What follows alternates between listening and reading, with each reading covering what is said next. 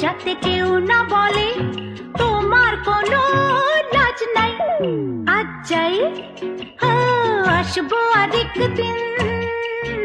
আজ যাই।